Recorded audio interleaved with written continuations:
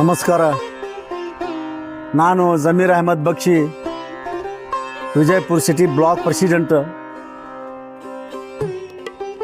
ಸಮಸ್ತ ನಾಡಿನ ಜನತೆಗೆ ದೀಪಾವಳಿ ಹಬ್ಬದ ಹಾರ್ದಿಕ ಶುಭಾಶಯಗಳು. ದೀಪಾವಳಿ ಹಬ್ಬದ ತಾಯಿ ಲಕ್ಷ್ಮಿಯ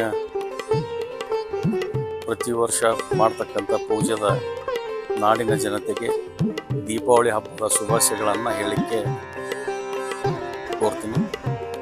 ಪ್ರತಿ ವರ್ಷ ಮಹಾಲಕ್ಷ್ಮಿ ಪೂಜೆದೊಂದಿಗೆ ಇವತ್ತು ಇಡೀ ದೇಶಾದ್ಯಂತ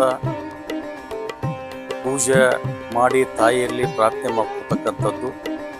ದೀಪಾವಳಿ ಹಬ್ಬ ಅಂದರೆ ಇಡೀ ದೇಶದಲ್ಲಿ ಬಹಳ ಒಂದು ದೊಡ್ಡವಾದ ಒಂದು ಹಬ್ಬ.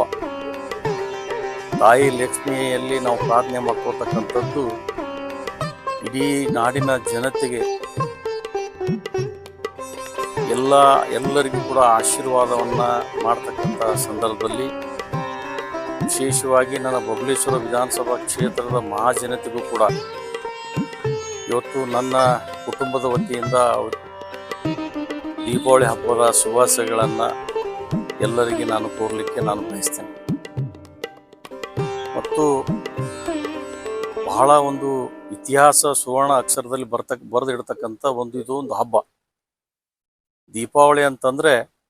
ನಾವು ಯಾಕೆ ಪ್ರತಿ ವರ್ಷ ದೀಪಾವಳಿ ಮಾಡ್ತೀವಪ್ಪ ಅಂತಂದ್ರೆ,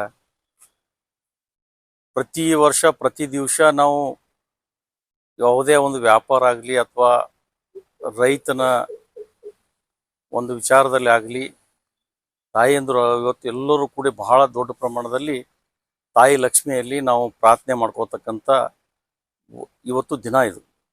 ಅದಕ್ಕೆ ಇವತ್ತು ನಾಡಿನ ಜನತೆಗೆ ಮತ್ತೊಮ್ಮೆ ದೀಪಾವಳಿ ಹಬ್ಬದ ಶುಭಾಶಯಗಳನ್ನು ಕೋರಲಿಕ್ಕೆ ನಾನು ಬಯಸ್ತೇನೆ.